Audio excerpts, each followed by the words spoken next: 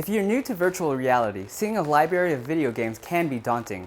From my own experience, buying intense games can bring the all too common motion sickness. That alone can ruin your experience of VR. But with these top 10 games for you to try out for the Oculus Quest 2, you'll have a better experience with virtual reality. Suns up, what's up everyone? My name is Wally, and today I'll be talking about the top 10 comfortable games for the Oculus Quest 2. Now this is from personal experience since I've been playing on the Quest 2 for quite some time now, and these are the games for people that don't have their VR legs just yet, but still want to have some fun.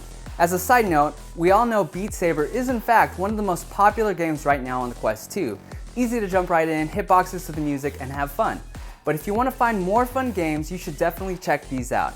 By the way, this list is not in any order whatsoever. This is also from personal preference, but I've been playing other games that I haven't gotten into deep detail. Last side note, if you want to look for more comfortable games that aren't on this list, you could do so by going to the Oculus Store, scrolling down on the game that you chose, and seeing the level of intensity of the VR. Those are categorized as comfortable, moderate, and intense. Anyways, let's jump right in.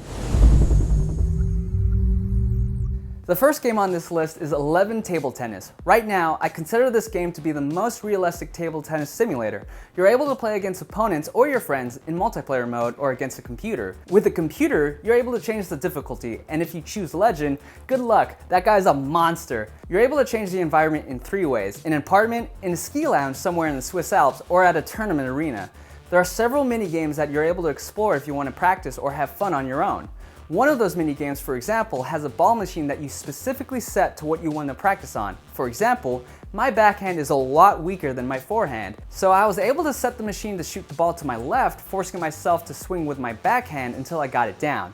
The physics of this game is so close to the perfect in real life. One of the best things about this game is that you'll never have to bend down and pick up balls ever again. Games can be pretty intense and will let you break a sweat when you're swinging a lot. There's also a ranking system if you want to go up against others online, allowing you to go against people on your level or players that are higher than you. You can also change your avatar, allowing your opponents to see different types of faces that you have. There's really not a lot, but it's nice that you're able to change that. Speaking of change, you're also able to change the style of how you're holding the paddle, so any professionals out there can change it in any angle they want. Overall, one of the most addicting games you're able to get right now on the Oculus Quest 2.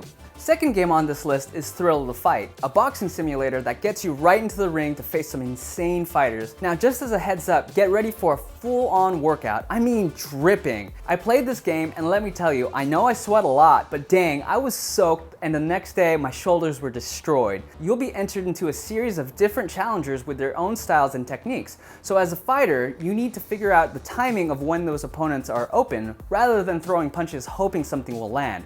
When the computer fights back, you have 3 options: bob and weave, block, or take it in the chin and black out.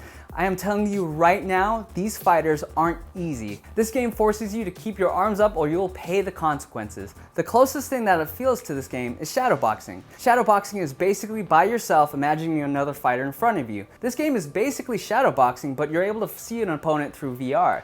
The great thing about this game is that it's cheap. This is a must-buy for anyone that wants a comfortable VR experience while getting a massive workout in. The third game is Walkabout Mini Golf. Now, if you haven't already, go ahead and check out my channel where I deep dive on this game. Basically, this is the most enjoyable and relaxing game on this list. You go to different courses playing 18 holes. This game is so much fun and at the same time, pretty aggravating when you miss a putt. I mean, let's just say that I swear a lot when I screw up.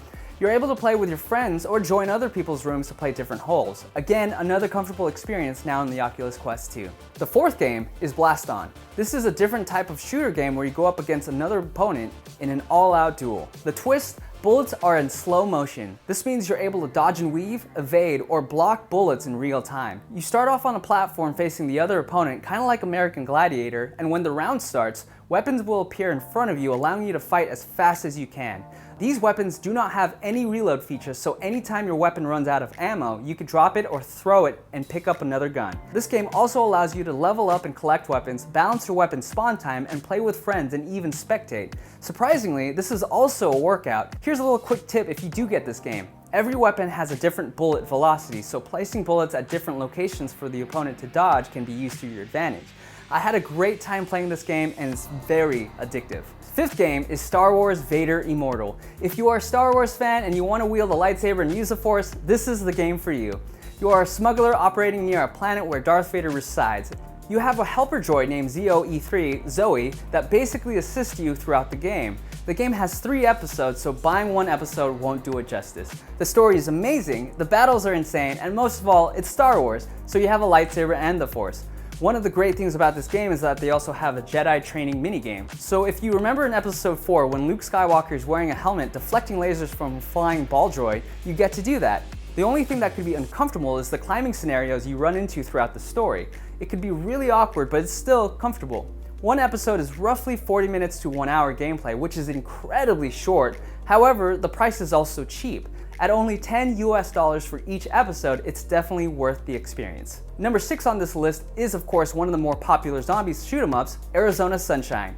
You play as an unknown player traversing through Arizona surviving waves of zombies. The game has a huge campaign and downloadable content as well. If you want to play with your friends, you can do it in 2 ways. The first one is Horde mode, where waves of zombies continue to come at you and your friends, and your goal is to survive as long as you can. The second way is playing the campaign cooperatively. Even though this game is a shooter, you'll have an amazing time fighting zombies. 7th game is Cookout. The game sets you in an interesting fairy tale world where you and up to 3 other friends create sandwiches for some anthropomorphic customers. The game is definitely more like a cooperative gameplay like Overcooked, but you could also play solo with a robot that will help you. Speaking about cooperative play, each player has their own ingredients, so calling out different foods to your friends to help with one customer's order is needed. It's kind of like Hell's Kitchen and Gordon Ramsay's calling out orders while you cook. Just like any cooking game, it's chaotic fun. The gameplay is amazing. When you prepare a plate, you have to read the order from bottom to top. A Lazy Susan is in the middle of the restaurant where the plates are, and you serve them in the middle. Ingredients can be anything from different breads, meats, cheese, ketchup, and so on. You even have extra power-ups that help you while cooking. For example, there's a slow down potion that slows down the time of the person's order, allowing you to make the food before the timer runs out. When you start, you have a cleaver and a cutting board. As you progress, more tools are added to your arsenal that make the game even more complex. For example, you get a dishwasher for dirty plates and a burner to toast bread or cook meat. This game is challenging, but incredibly fun with your friends. Now for those that want to play puzzles or be in a sandbox environment, the 8th game is Hand Physics Lab, one of the first games that allow you to use your hands without the controllers. There are a myriad of puzzles with cubes, dice, painting, and so on. Basically, it's one of the first games that showcase hand tracking. Of course, there are some issues with hand tracking, but overall, a great game for all ages, and plus, the game is super cheap. For the fans that are into action movies such as John Wick, Matrix, basically any Keanu Reeves movie, with EDM music from top artists like BTSM, the 9th game is Pistol Whip. The game is pretty similar to Beat Saber since it's on a rail system, but the biggest difference is that you're shooting instead of using a saber. But the game's primary aspect is dodging bullets while shooting at enemies.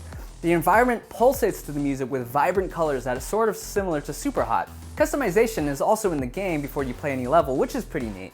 Recently, the developers added a campaign called 2089 that has a story where you fight robots. Also, if you haven't seen the Oculus Game Show yet, they are adding another campaign that's more of the Wild West theme. Surprisingly, you do get a pretty good workout from all the dodging and ducking from bullets and pillars. Insanely fun with amazing graphics, you'll keep playing this just to get your own high score. And last but not least, the 10th game is Crisis Brigade 2. If you're a fan of Time Crisis arcade games, this is the game for you. It's more of a duck and shoot game, which is incredibly comfortable for everyone to play. Just like any shooter game, you fight your way through thugs and your only way of surviving is ducking and hiding with objects in front of you. And as you get to the end, you fight a boss. If you guys want to see my gameplay and review, go ahead and check out my channel on Wally VR. If you guys have any other comfortable games for the Quest 2 that I have not mentioned, let me know in the comments below. Good luck, have fun.